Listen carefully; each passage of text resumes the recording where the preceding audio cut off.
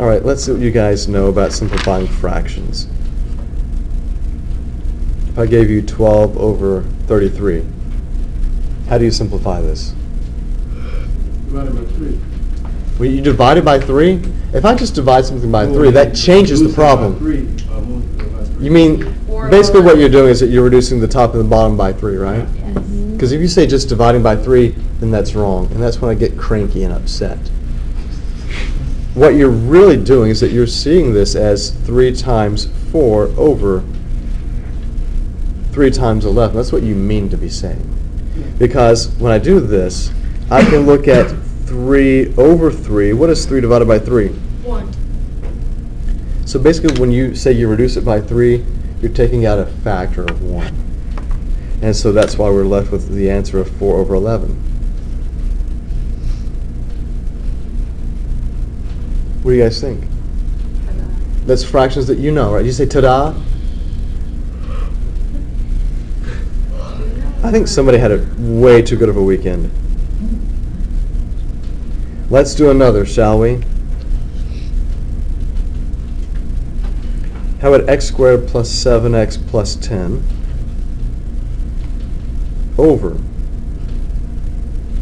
x squared minus x minus 30? We factor the top and the bottom. Right, notice what I did here with 12 and 33. I looked at it in terms of its factors and I canceled common factors. This is basically what I did, right? So I can't do any kind of simplifying until I look at something in terms of their factors. So I'm rewriting using multiplication, and that's what the whole last chapter was about. Say again? X squared cancel out? These guys are not factors because this is not x squared times anything else. So factors has to be part of a product. X squared is not part of the product.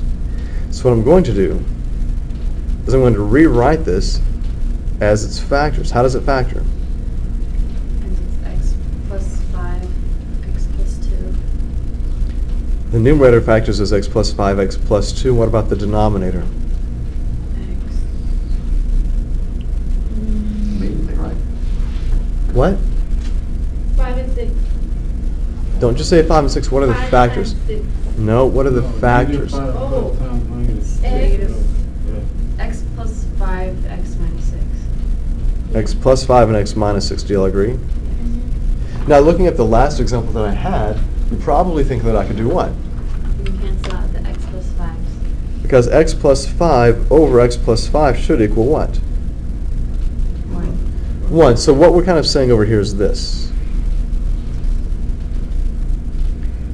Really, in the back of our minds, we're saying that x plus 5 divided by x plus 5 is equal to 1.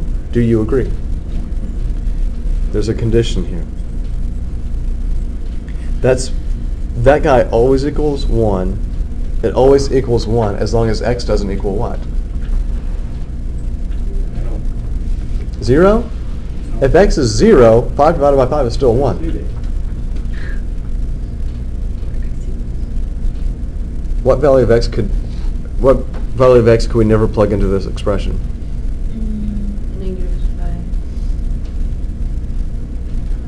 Negative 5. -5.